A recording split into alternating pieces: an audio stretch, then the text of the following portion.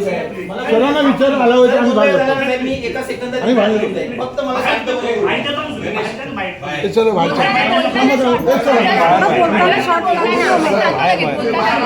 एक मिनिट एक शब्द कोणी बोलणार नाही एक शब्द चले बाहेर चला कोणी एक शब्द बोलणार मी फक्त बोलतो गोंधळ अजिबात नाही हे थांबा रे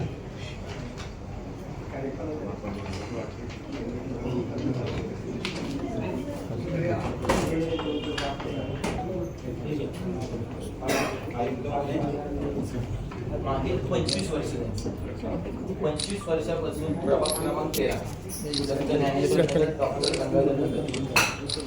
गढूळ पाणी म्हणजे 25 वर्ष म्हणजे 6 महिने वर्ष 2 वर्षापासूनची जर अडचण असती नसाय तर मी समजून शकलो. 25 वर्षापासून 5 टर्म नगरसेवक झाले तरी ती अडचण सोडवण्यात आलेली नाही. नाही इलाज असतो. हा माझ्या पक्षाचा मोर्चा नाही. लोक बोलतात की उद्धव बाळासाहेब ठाकरे पक्षाचा एक नगरसेवक घेऊन नाही. हा मोर्चा सर्व पक्षाची लोक आहेत आणि सर्वसामान्य लोक संत ज्ञानेश्वर नगर डॉक्टर गंगाधर नगर लोक आहेत. 25 वर्षापासून वारंवार प्रशासनाकडे मागच्या 5 वर्षात मी पाठपुरावा करतोय. साधं पत्रकाचं उत्तर सुद्धा मिळत नाही.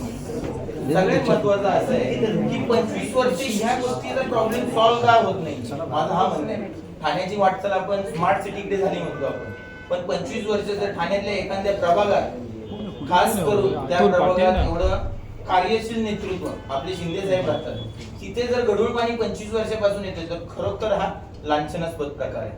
त्याच्यासाठीच मी आपल्याला हे निवेदन घेऊन आलेलो आहे. आणि ह्या पाण्याचं साहेब आपल्या ठाणे महानगरपालिकेचं जी प्रदूषण नियंत्रक विभाग आहे तिकडून टेस्टिंग सुद्धा केलेलं आहे साहेब. हे बघा हे 5 विभागातून हे सॅम्पल घेतलेले आहे.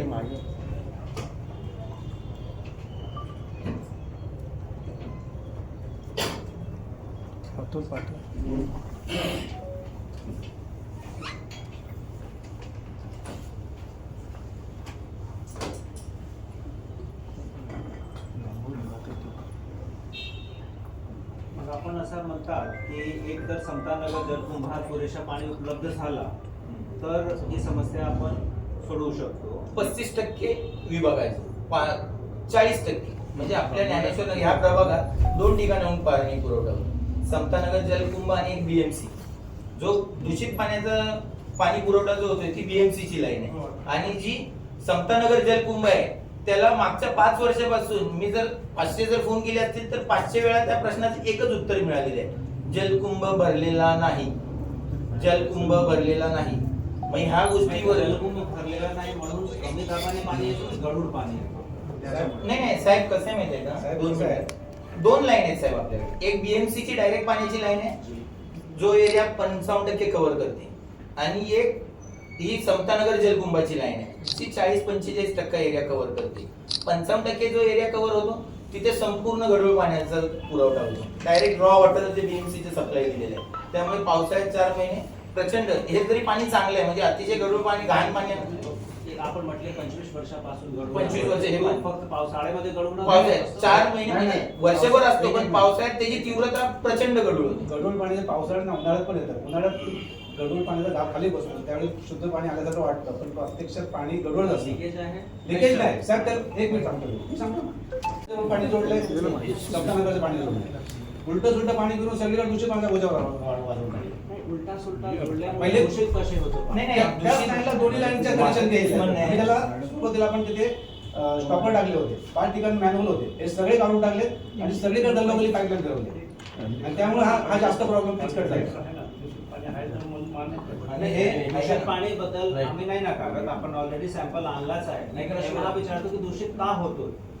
ते दूषित पाणी देते रॉ वॉटरच येते पाईपलाईन मध्ये दूषित पाणी आहे. हा रिपोर्ट आहे सर आपल्या ठाणे महानगरपालिकेच्या लॅब मध्येच काढलेले ते 5 सॅम्पल ज्ञानेश्वर नगरच्या 5 ठिकाणून सॅम्पल दिलेले त्याच्यात स्पष्टपणे आपल्या शाळेने दिलेलं आहे की ते पाणी पिण्यायोग्य नाही. त्याची मात्रा गटर डबक्यातल्या पाण्यासाठी मात्र शेवटचे जे 5 सॅम्पल आहेत ना साहेब ते माझ्या ज्ञानेश्वर नगर आणि म्हणजे हे पाणी 25 वर्ष का म्हणून आम्ही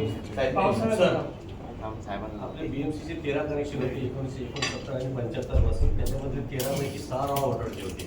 तर रॉ मध्ये आपण 3 कनेक्शन बदलून घेतले बीएमसी कडून कारण की तिथे लाईन होती ती रॉ वॉटरची 2022 मध्ये आणि हे पण कनेक्शन रॉ वॉटरचं आहे. पण पावसाळ्याच्या दिवसामध्ये आपण 10 तास अंबिकानगरमध्ये झोनिंगमध्ये 2-2 तासांनी प्युअर वॉटर देतो आपल्या सिस्टीममधलं.